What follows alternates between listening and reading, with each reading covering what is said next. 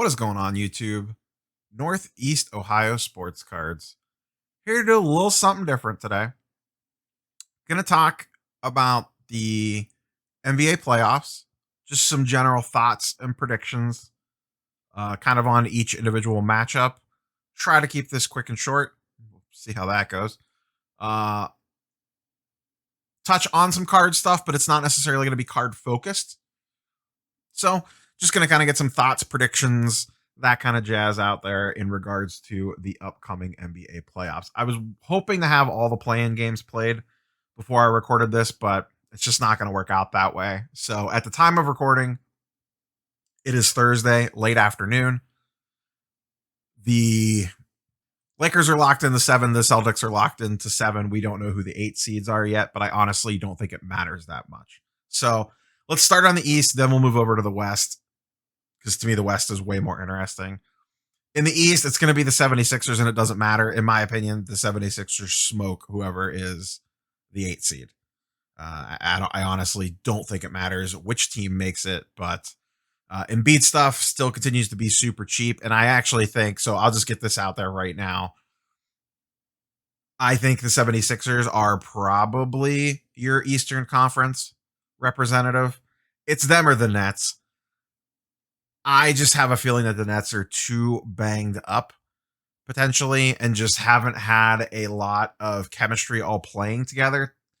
And I also worry about injuries popping up again to possibly derail them throughout the entire run of the playoffs. And the 76ers haven't really had those problems. They lost Embiid for a little bit, but they weathered that storm fairly well. And they're just so good defensively. Like I said, the Nets could easily beat them. They could take out anyone, but I think the 76ers are the best equipped to come out of the East. So I don't think they have any problems with whoever they face in the first round. I do not think it matters. The two most interesting series in the East are the Hawks and the Knicks, the Bucks and the Heat. The most uninteresting series besides the Sixers is the Nets and the Celtics. I think the Nets just run the Celtics off the court. Maybe that's like a gentleman's sweep where the Celtics get one, but I honestly just don't see that being that great of a series. I've mentioned in previous videos about wanting to buy more Tatum stuff. I am just in a complete holding pattern until I see what happens with them in the playoffs. They are most likely going to get bounced quickly, and I think his stuff then maybe drops again after getting eliminated. So I will be waiting for that net series to play out before making any moves on Tatum. Let's circle back to the other two. The Hawks and Knicks, I just think is going to be fun. I'm not a fan necessarily of either team. I'm a Cavs fan. They're obviously Sexland's not present in this bracket, but the Hawks intrigue me from a young talent perspective. You know, like what does Trae Young look like in his first playoff series? What do they get out of DeAndre Hunter coming back from injury?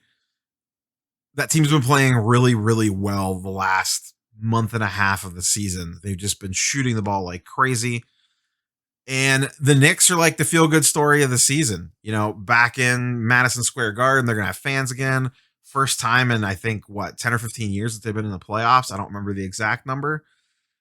And it's going to be an electric atmosphere. So I think that's just going to be a very fun series to watch. I don't know if it'll be high scoring because they're very contrasting styles of teams. The Hawks want to run, and the Nets just kind of want to play 1990s basketball with Julius Randle. I'm very curious to see what happens out of that series. If I had to bet, I'm gonna say the Hawks beat the Knicks and move on and face the 76ers, and then the 76ers beat them.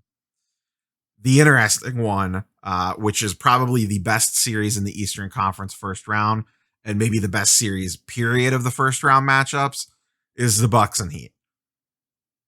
Man, what a brutal draw for the Bucks. I think they are better equipped this year. I think a lot of people are writing them off. I think a lot of people are going to pick the Heat to win. I do feel like, the Heat have a legitimate chance, but I do feel like the Bucks are getting written off a little too much.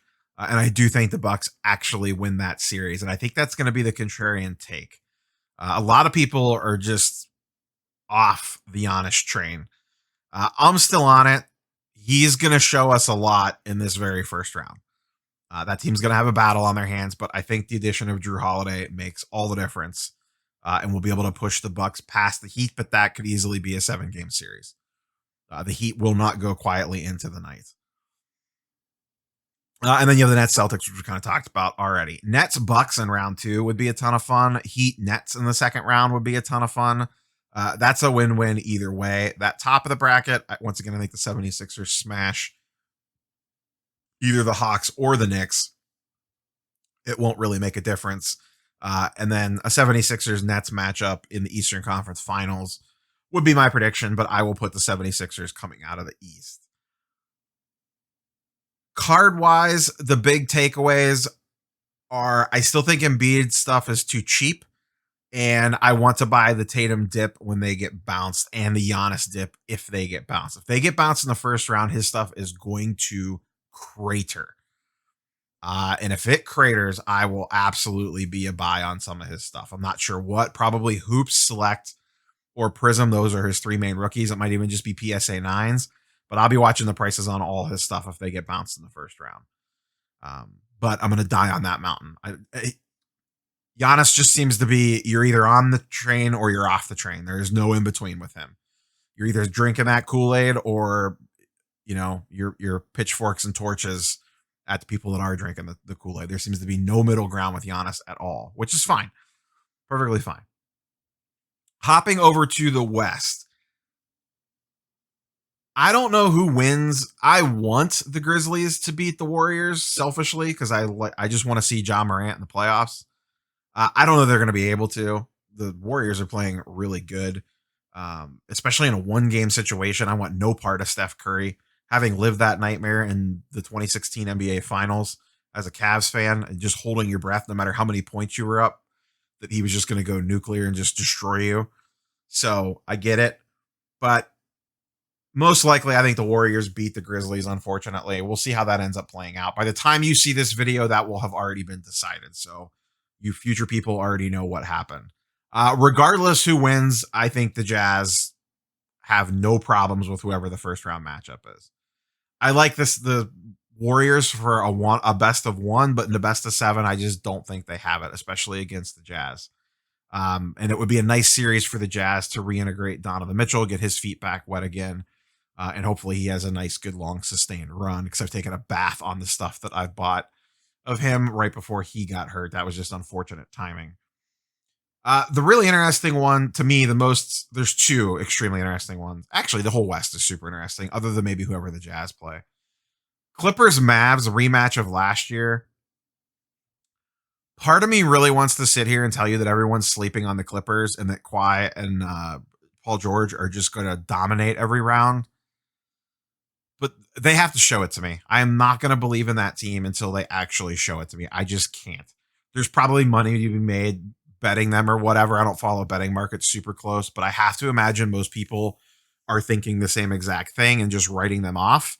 And they could easily make it to the Western Conference Finals. To me, the West is absolutely wide open.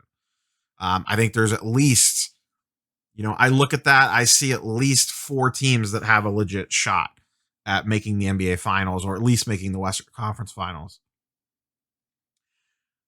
I really wish the Mavericks got paired up with anybody else but the Clippers. I do think it's a favorable matchup for the Clippers because they could throw Leonard and PG-13 at Luka and just make his life a nightmare. We'll see how good he is. I honestly thought they would have beat them last year if they had Porzingis healthy. To me, it was trending that direction. Luka was playing out of his mind, hit the game winner, but they just ran out of bullets in the gun by the time, with Porzingis going out. So we'll see what happens this time around. A playoff Luka is appointment television to me because you just never know what the heck he's going to do. The Nuggets Blazers. Oh man, I would have been all aboard the Nuggets winning the West if it wasn't for the Jamal Murray injury, and they're really banged up anyway. They're down Will Barton, I believe he's supposed to come back sometime soon. PJ Dozier's hurt. Their entire backcourt's like toast right now. But the Joker and MPJ and Gordon are pretty good. I think it's enough to get past the Blazers, though the Blazers are playing extremely well. They've really turned it on the last few weeks, so maybe they carry that momentum in. But I'm going to go with the Nuggets. I just think Joker and MPJ are too much to deal with, at least for the first round. And they'll be the biggest what if team of the season. I don't think they're going to go quietly into the night and everyone's going to keep saying, oh man, if they only had Jamal Murray. And then to me, the other, maybe one of the most interesting series in the entire playoffs is the Suns and Lakers. Like the poor Suns, man. They haven't been to the playoffs in forever. And your reward of having an absolutely amazing season, getting the 2 seed, is you get the Lakers in round 1. Like, that being said, I'm going to say the Suns beat the Lakers. To me, I don't know that the Lakers are firing on all cylinders right now. I think if you're going to get the Lakers, you want them right now, not in a round or two.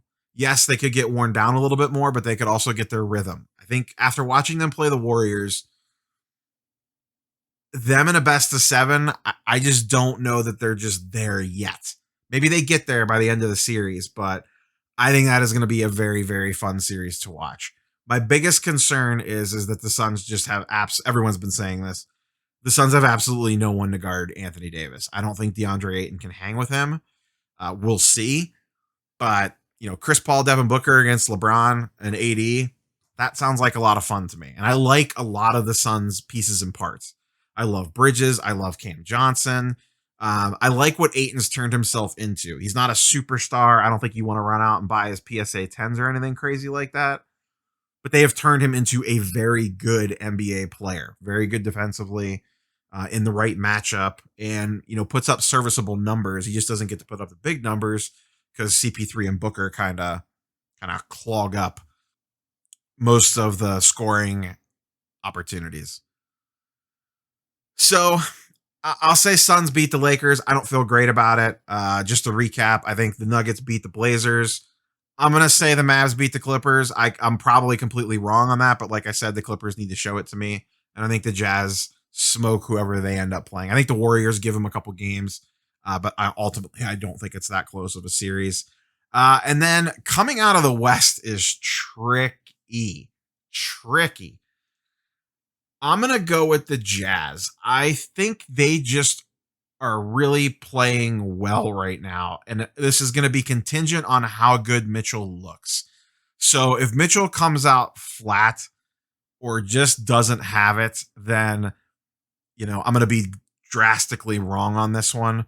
But I'm assuming that he could have actually been back a while ago. Everyone says that was not that severe of an ankle injury, and they actually were holding him out longer just to rest him for the playoffs. So I'm going to put some faith in those rumors and see if that ends up being the case and that they could get firing back on all cylinders.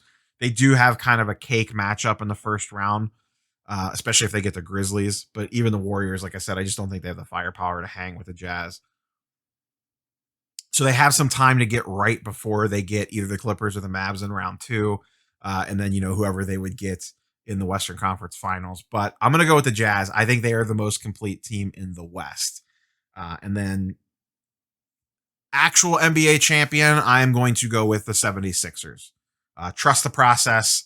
I think Embiid leads them to the promised land, and that they actually take it down. I think they're extremely good offensively, and they are probably the best defensive team in the league, right there with the Jazz, and maybe better than the Jazz. They just have a ton of different tools in the toolbox to throw at people. So that's my thoughts and predictions for the NBA playoffs. Like I said, just kind of wanted to do a little bit something different, kind of put this out into the ether and also find out. So what I want to know is your Eastern Conference, your Western Conference, and your NBA champion. So let me know those 3 things in the comments down below. Eastern Conference champion, Western Conference champion, NBA champion. And with all that being said, don't forget the YouTube stuff down below. Like, comment, subscribe. If you want to support the channel, smash the eBay affiliate link. We will catch you guys and girls on the next one. Peace.